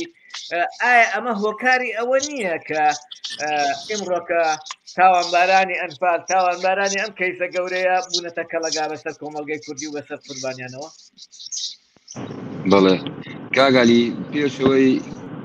وەڵامی پرسیارەکەت بدەمەوە شتێکەیە ئاماژەمان پێ نەدا تابان حکوومەتی عێراق ئامادە نییە بڕیارەکانی دادگای باڵای تاوانەکان جێبەجێ بکات ئەگەر نا لەو ساوەتاک و ئێستا دەکرا هەموو کەیسەکان قەرەبوو بکرایەنەوە لە بەرامبەردا هەموو کەیسەکانی شیعە بە زیادەوە قەرەبوو کراونەتەوە هەیە ناوی لەو لیستەیە پۆستی هەرە باڵای لە عێراق وەرگرتووە منیش لەگە قسەکەی تویان بۆچی جێبەجێ ناکە بۆ نایگرێت خۆی بۆ نایگرێت بەڵێ کاگالی بەنسبەت ڕێکخراوەکان ڕنگ بێت جەنابەت ئاگادار بیت من لە هەموو کە زیاتر ئیشم کردووە لەسەر ئەوەی کە ڕێکخراوەکان یەک بگرن کاتی خۆی ئەم پرۆژێکم دا وەزارەتی شەیدان ئەو کاتە مامۆستا ئارام وەزیر بوو بۆ یەکگرتنەوەی هەموو ڕێکخراوەکان و لە هەمان کاتیش بۆردێک دروست بکرێت لە وەزارەتی شەیدان لە ڕێکخراوەکان و لە چالاکوان و نووسەران ئێستاشی لە قایمەکانم لایە ئیتر نازانم کەم تەرخەمی ڕێکخراوەکانە کەم تەرخەمی وەزارەت بوو نازانم ئیتر پرۆژەکە بەڕاستی هەرچەندە من زۆر ماندوو بووم پێوەی بەڵام جێبەجێ نەکرا کاتی خۆی جەنابەت ئاگاداری کە خۆتەزانی ڕێکخراوی ئاوارە ئەنفالەکانی کوردستان یەکەم ڕێکخراو بوو لە کوردستانە کە دامەزرا یعنی تەسەورەکەم ئەو ڕێکخراوە زیاتر لە هەموو ئەو ڕێکخراوانەی کە ئێستا دروست بوون کاریەکرد ئەو کاتە ئێستا هەموو شتێک کە ئەڵێ لەگەڵ ڕێزم ئەڵێ زۆر بوو بۆرە بێ یعنی ئێستا هەر کەسێک هەڵساوە هەر جەماعەتی هەڵساون ڕێکخراوێکیان دروست کردووە یعنی ئێستا بۆ نمونە لە چەمچەماڵ کۆمەڵی ڕێکخراو هەیە لە بواری ئەنفالە باشە من تێناگەم بۆ لە ناو چەمچەماڵ قەزایەکە ئەو ڕێکخراوانە بۆ یەک ناگرن بۆ یەک ڕێکخراو نەبوون بۆ توانەکانیان یەک نەخەن یعنی بەڕاستی ئەمە کێشەیە مەسەن لە گەرمیان ڕێکخراوی تر دروست بووە لە چەندین شوێن لە هەڵەبجە لە چەند شوێنی تر ڕێکخراو دروست بووە ئەو ڕێکخراوانە بەڕاستی وەکو پێویست کار ناکەن ئیتر نازانم هی نەشارەزاییە هی ئیتر نازانم کەم تەرخەمیە یعنی من پێم باشە ئەو ڕێکخراوانە ئێستاش فیدراسیۆنێ دروست بکەن بۆ ئەوەی هەموو توانەکان یەک بخەن مەسەن چالاکیەک ئەکرێ وەکو ئەوەی کە خۆمان ئەمان کرد کاتی خۆی جەنابەت ئاگاداری ینی ئەو چالاکیە بە ناوی هەموو فیدراسیۆنەکەوە بکرێ بەڵام کورد مشکلەیەکی تری هەیە کورد دایمەن یەکتری قبول ناکە یعنی ئێستا لەوەیە ئەم ڕێکخراو چالاکیەکە ڕێکخراوێکتر منافەسەی بکە ئەگەر منافەسەکە لەسەر ئاستی ئەوە بێ هەر کەسێک بۆ خزمەتکردن ئەسپی خۆی تاو بدا ئەمە شتێکی باشە بەڵام لە پێناو ئەوە نەبێ کە یەکتری لە ئەرزشی یەکتری کەم بکەینەوە ئەنجا بۆیە بەڕاستی حتا تۆ ئەگەر تەماشا بکەیت لە مێژووی سیاسی کوردیشدا ئەو ڕێکخراوە سیاسیانەی کە دروست بوون ئەو حیزبە سیاسانە کە دروست بوون ینی وەکو پێویست کەس اعترافی بە کەس نەکردووە یعنی سە تۆ سیرەکەی کابراایەک بێنە مۆزەفێکی بەسیتە بیکە بە وەزیرێک کاکە ئەڵێ وەڵاهینە کەمە بۆ من ئەم پۆستە بۆ من کەمە یعنی ئێستا لە ڕێکخراوەکانیش وای لێ هاتووە کەس حساب بۆ ئەوەی تر ناکە لە هەمان کات ئێمە لە نەوەتەکان و 2000 سەرەتای 2000ەکان ئیشمانە کرد بە قورئان من دایمەن هەوڵی ئەوەم ئەدا کە نەوەی ئەنفال ئەوان بێنە پێشەوە ئەوان بێنە ناو ڕێکخراوەکانەوە یعنی من زۆر هەوڵم داوە کەنەوەیکی ئەنفال بێتە پێشەوە بێت جێگاکەی من بگرێتەوە بەڵام نایەن خۆیان ئیشیان ناکرد خۆیان ناهاتنە پێشەوە بەڵام ئستا ئەوەی کە من ئەیبینم کۆمەڵی گەنجی باش شادەی دکتۆرایان هەیە لەسەر جینۆساید بە تایبەتی لە چەمچەماڵ و لە گەرمیان بەڕاستی ئەوانە جێی دڵخۆشین هیوادارم ئەوانە چینێکی زیاتر بەم کەیسە بدەن بتوانن کام کەیسە بەرنە پێشەوە ئێستاش نەچووە بچێ یعنی دەکرێت کۆنفرانسێکی گەورە ئەنجام بدرێ لەو کۆنفرانسە فیدراسیۆنیە دروست بکرێ بەڵام لەو خەڵکانە ئەو فیدراسیۆنە دروست بکرێ کە بەڕاستی خەمخۆری کەیسی ئەنفال بن یعنی بە خۆبەخشی کار بکەن یعنی بۆ مەسلحەت و گیرفان و ئەو شتانە نەبێ ئەوە ئەگەر بکرێ ئەوە زۆر شتێکی باشە چونکە بەڕاستی ئێستا ئێمە کۆمەڵێکین لەوەیە بە پەنجەی دەست بژمێرین کە لە نەوەتەکان بەدواوە ئێمە ئیشمان کردووە لەسەر کەیسی ئەنفال یعنی بەبێ هیچ تەماحێک ئیشمان کردووە ئێستا من بەڕاستی ناتوانم ناو بێنم چونکە ناوی هەمیانم لەبیر نییە ترسم ناوەکان بێنم دوایی ناویەکێنێنم هیندێ لێم عاجز بێ یعنی زۆر کە من ئەو بەڕێزانە کە ئەو کاتە ئیشمانەکردن جە بۆیە بەڕاستی ئەوەی کە کارێکە لەسەر کەیسی ئەنفال ئەبێ مەبدە بێ بە مەبدەئی کار بکات لەسەر کەیسەکە نەک بۆ شتی تر بێ ئێستا من خەڵکە ناسم دوێنێ هاتووەتە ناو ئەم کەیسەوە بەڕاستی گەورەترین ئیسفادەی کردووە پۆستی وەرگرتووە مەسلحەتی ئێستا لەسەر ئەو ئەساسا مەسلحەتی باش بووە یعنی بەڕاستی ئەمە وەکو وتم ئەبێ مەبدە بێ کەسێ بێ خۆنەویست بێ ئەوانەی کە کارەکەن لەسەر پرسی ئەنفال دەستخۆش کاک زەمان سوپاس بۆ بەشداریکردنت هیوای تەندروستێکی باشت بۆ دەخوازم. زۆر سوپاس کاگەلی زۆر سوپاس بۆ بەشداریکردنت. کاکە ئەنوەرگیان تۆ چی ئەڵێ لەسەر ئەم ڕێکخراوانە و لەسەر یەکگرتنیان و لەسەر ئەوەی ئەم کەیسە ببرێ بۆ بەغدا؟ وەی کاک عەلی بەڕاستی با من یاوراو با بدەم لە بنی هەمانێک ڕاست دروستیەکەی ئەزانین چۆنە خۆی ئەمانە ئەم دەسەڵاتی کوردی پارتیوێکیەتە تۆی ناوئومێدیان خستو دەجستەی تاک بەتاکی کوردم بۆیە ئەو ڕێکخراوانش هەر هەمویان هەیە هەمویان هەر یەکیان بە جووری ئینتیمایەکی حیزبیانێ جا ئەمانە لەبەرەوەی ئینتیمای حیزبیان هەیە ناتوانن بەبێ ئەوامری حیزبەکانیان هەسوکەوت بکەن ئەمانە ناویان ڕاستەکەی ناویان ئەوەیە داکۆکیە لە قەزەی ئەنفالیان بەڵام بە پێچەوانەوە فکر و بیری حیزبەتی جێبەجێ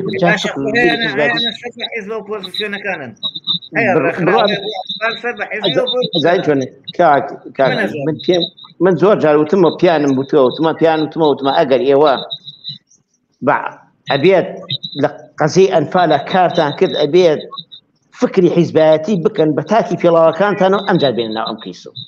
ئەگەر بەم شێوازە نێنە پێشوە ناتوانن قەزەی ئەنفال بگەێنە بن بەزیان بتوانن کاری تیان جا بەداخەوە ئەنی ئەمانە لە مێشکی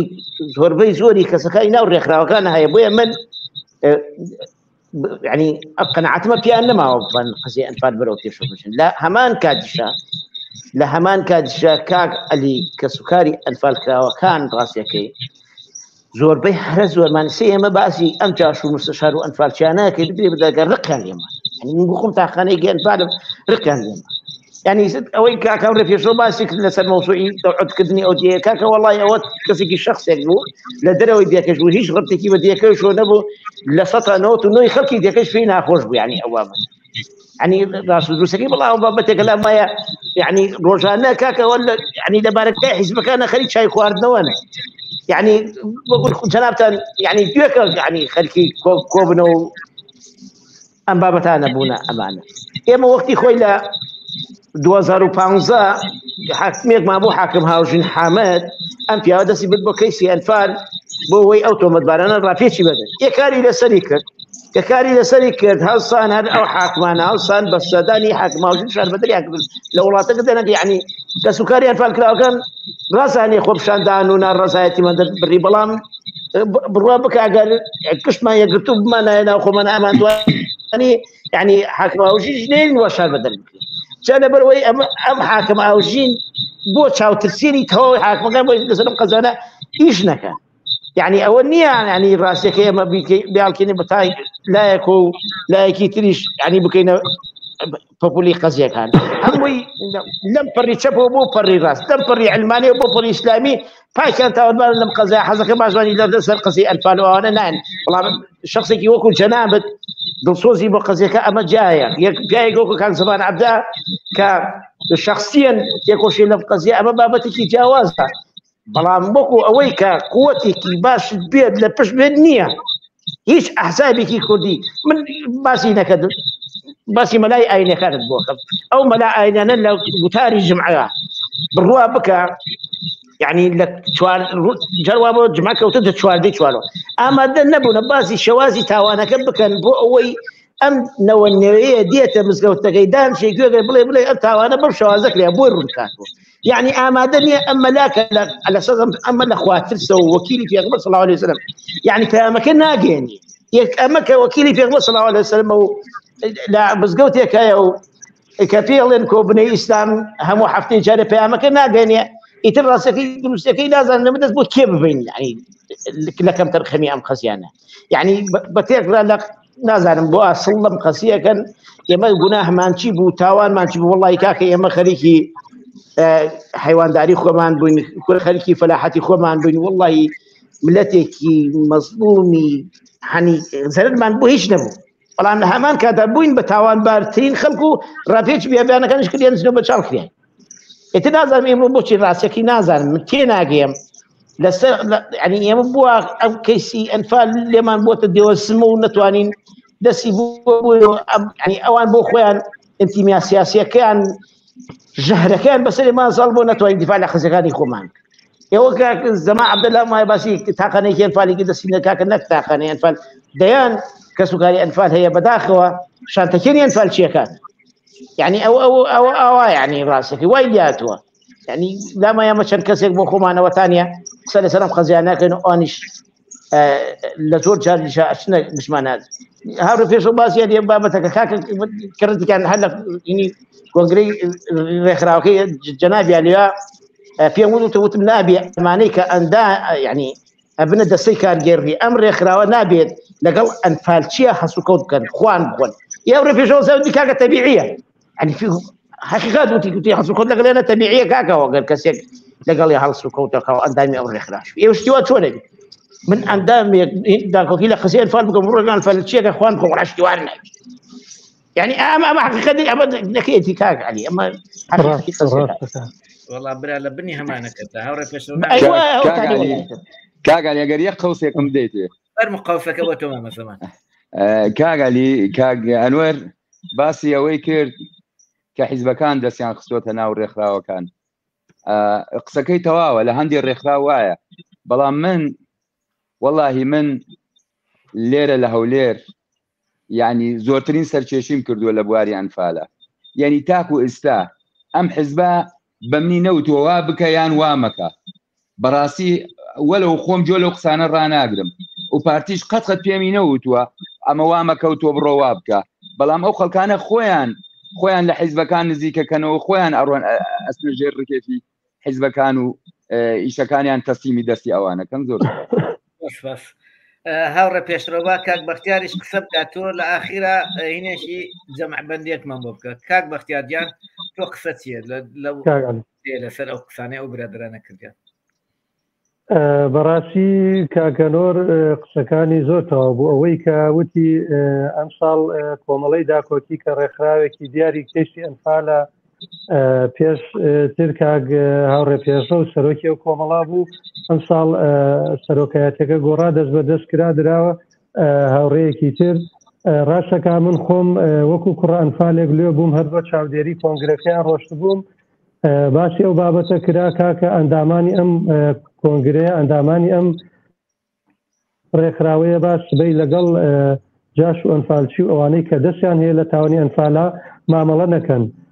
چەند کەسێکیان بەجددی هەڵسانیان کاکە چۆنە دێشتی وا ئێمە بۆ نمونە من بەرپرسم لە دایرەکە ئەگەر خۆم بمەوێ جاش و ئەنفالچینێتە دایرەکەمەوە بە دڵنیایەوە ناتوانێ بێ هەر ئیش و کارێکی حکومیشی بووە ناتوانێ بێ جایتر تۆ کە کەسکاری ئەنفالی کە ڕێکخراوێکی بە ناوی کەسکاری ئەنفال و کارەکەی ئەتوانی ئەو بڕیارە بێ یان و کاکە نابێ و ئەبێ ئاسایی بێ مامەڵەکردن لەگەڵیانە جا تۆیە کە کەسکاری ئەنفال بیت و لە ڕێکخراوێکابی بە ناوی داکۆکی لە کەسکاری ئەنفال و پشتگیری و خزمەتی کەیسی ئەنفال بکەی بڵێ ئاساییە لەگەڵ جاشێک و ئەنفالچیەکە مامەڵە بکەین بۆ گلەی لە حزبە سیاسیەکان بکەین بە سەر جەمیانەوە بە ئۆپۆزیسیۆنەکان وانەشی کە ئەم ساڵ و پار دروست بوون ئەم حزبە سیاسیانە من پێم وایە هەمویان تاوانبارن لە کەیسی ئەنفالا بە تایبەتە و چەند حزبەی کە لە دەسڵاتان و لە حکوومەتان و چەند ساڵە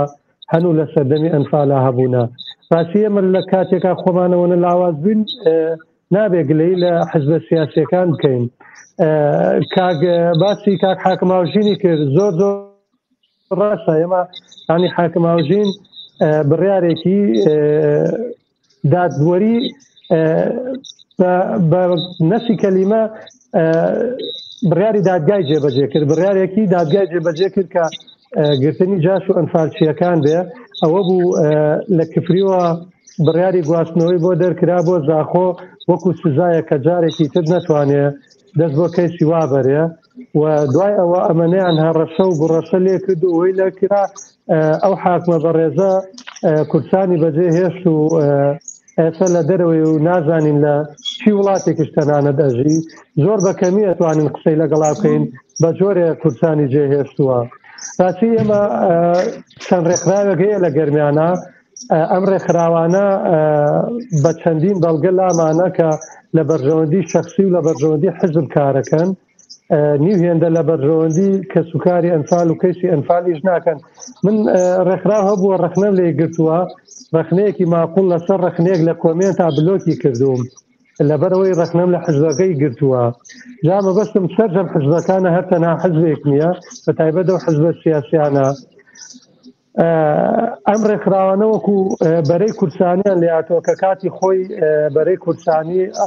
لێبوردنی گشتی بۆ جاش و ئەنفالچی دەرکرد بۆیە هیچ حزبولایەن و هیچ کەسێک مافی ئەوەی نییە لێخۆشبوون بۆ تاوانبارێک وەکو جاش و ئەنفالچیەکان دەربکە چکە ئەمە تاوانێکی نێودەوڵەتیە تەنها مرۆڤێک زیندە بەچاڵ نەکراوە تەنها مرۆڤێک ڕۆحی لێ نەسەنراوەتەوە کە من بتوانم بڵێم کاکە ئەو کەسە تاوانبارە با لێ خۆشببین و کۆتایی بێ نەخێرە من نەتەوەیەک قەتڵ و عام کراوە نەتەوەیەک جینۆساید کراوە ناکرێتەوە لە بەرژەوەندی حزبەکەی خۆت لە بەرژەوەندی چەند بەرپرسێک و سەرۆکی چەند حزبێت بڕۆی لە جاش و ئەنفالچی و لە تاوانباران خۆشببی تەنانەت کە سوکاری ئەنفالیش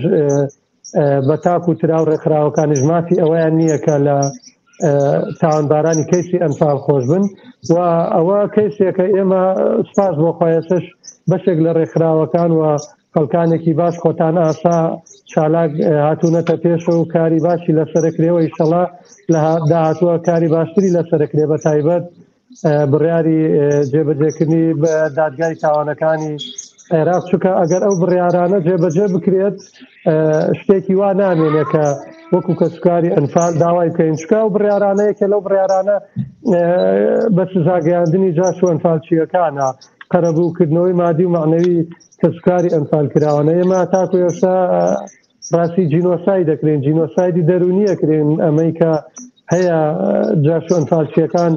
کە بڕیاری لێبردنی بۆ دەرچووە ئەمە خۆی بۆ خۆی جینۆسایدێکی دەرونیە بۆ کە سوکاری ئەنفال ئەوەی هەیە کاک عەلی لە بەداخەوە یعنی لاوازی ئێمەی کە سوکاری ئەنفال و بەرپرسان و حکومەت و حزب لە کوردستان ئەوای کردووە لە ساڵی 1989 دوای چەند مانگێک لە تاوانی ئەنفال و کیمەبارانکردنی هەڵەبجە لە حەوت بۆ یانزەی 1989 کە چەند مانگێک دوای تاوانی ئەنفال و کیمەبارانکردنی هەڵەبجەکە کۆنگرەیەک کۆنفرانسێک کرا لە پاریس لە وڵاتی فەڕەنسا لە پاریس بۆ لەسەر چەکی کیمیاوی و کۆمەڵکوژی لەم کۆنفرانسەیە بە وشەیەک نەوەک کوردێک یاخود عێراقیەک بەشداری نەکردووە بە ناوی هەڵەبجە و بە ناوی کەسوکاری ئەنفالەوە بەڵکو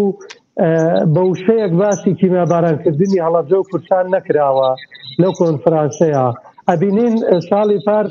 کۆنفرانسێک کرا لە وڵاتی بەریتانیا پات بوو فێرار بوو هەڵە نەبم ئەوەی ئاگدار بین لە سۆشیال میدیا بینیمان ئەنفالچیەک وەکو کوردێکی لە بری ئێمەی کە سوکاری ئەنفالچیەک ڕۆیشتووە لەو کۆنفرانسەیە بەشدار بووە بە ناوی کە سوکاری ئەنفال و ئیش لەسەر قەزێ ئەنفال کا دەتۆرە ئەم حزبانە ئەم ڕێکخراوانە ئەم سیاسەتمەدارانە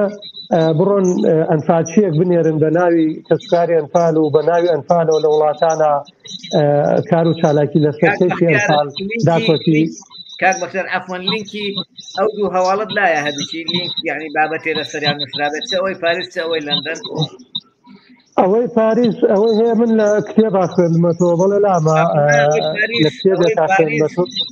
ئەوەی پاریس بووە هەوێنی لەدایکبوونی ڕێکخراوی OPCW هەر هەڵەبجە تاوانی هەڵەبجە بووە هەوێنی هەموو ئیشەکان منەوە ئاگادار بەس ئەوەی لەندەن لینکێکەیە هەواڵەکە بڵاو کرابێتەوە فلیمێکە بێ شتێکە بێت ئەوە ئەنفالچێ چووە نوێنەرایەتی کوردی وڵی ئەوەی هەبوو کاک عەلی ڕاستی ساڵی پار خۆتەزانی ئەمڕۆ هەرچی ڕووەدا دوای چەند چرکە و دەقەیەک لە سۆشیال میدیا بڵاو بێتەوە هەرەوەی کە ئەو چەند کەسەی ڕۆشتون بۆ ئەو کۆنفرانس و ئەو دیدارە بڵاو بوو لە سۆشیال میدیا بینی منیش کە جاشێک ئەنفالچیەک کە دەستی هەبوو لە تاوانی ئەنفالە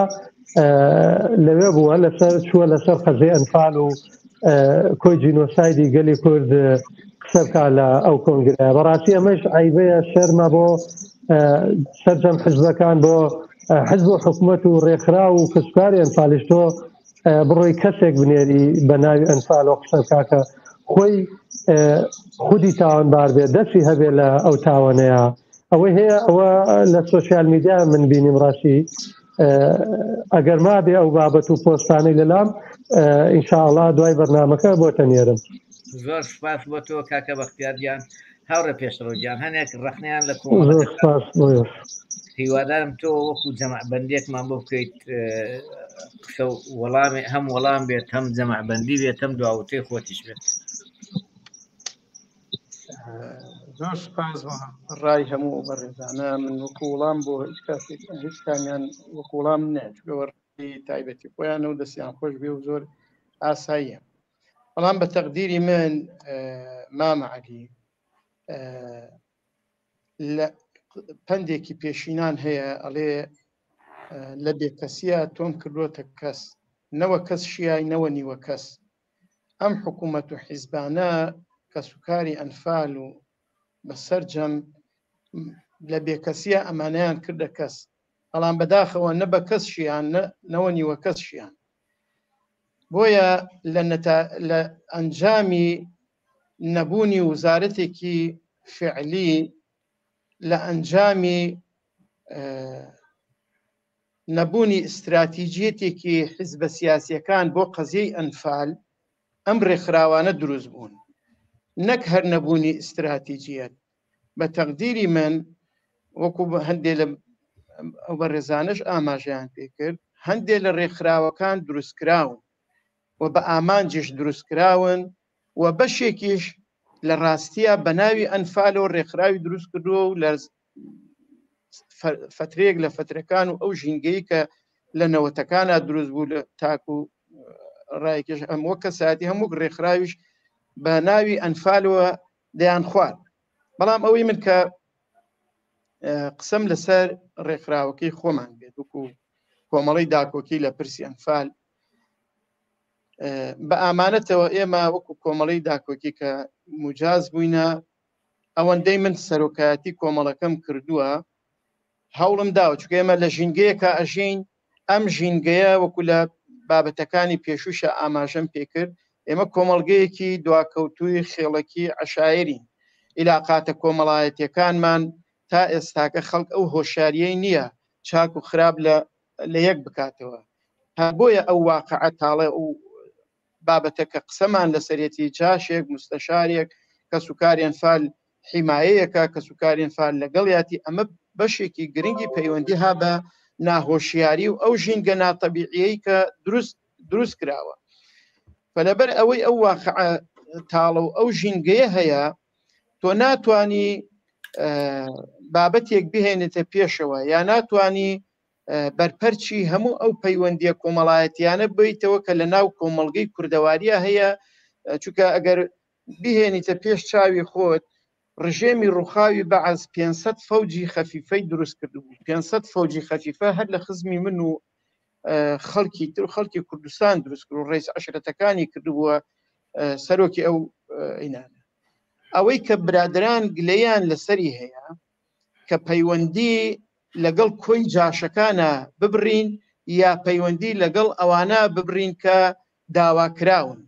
من قسەکەم شمولیە کە ئێمە ناکرێت پەیوەندی لەگەڵ هەموو خەڵکێکا کە بە حکمی شەڕی عێراقیران، بە حکمی مەسەل ئەوەی کە نەیتوانیە فیرار بێ لە هێزی سەربازی حکومەتی بەعەز لە شەڕی عێراقیرانە بووەتە جاش، ئەمانە تۆ ناتوانانی پەیوەندی لەگەڵیانە ببچڕێنی. بەڵام من وەکو لە باسەکەی شاباسم کرد، چۆن ڕەوایەتی ئەدەم بەوەی کە لەگەڵ داواکراوێکە کە سوکاری ئەنفال کرا و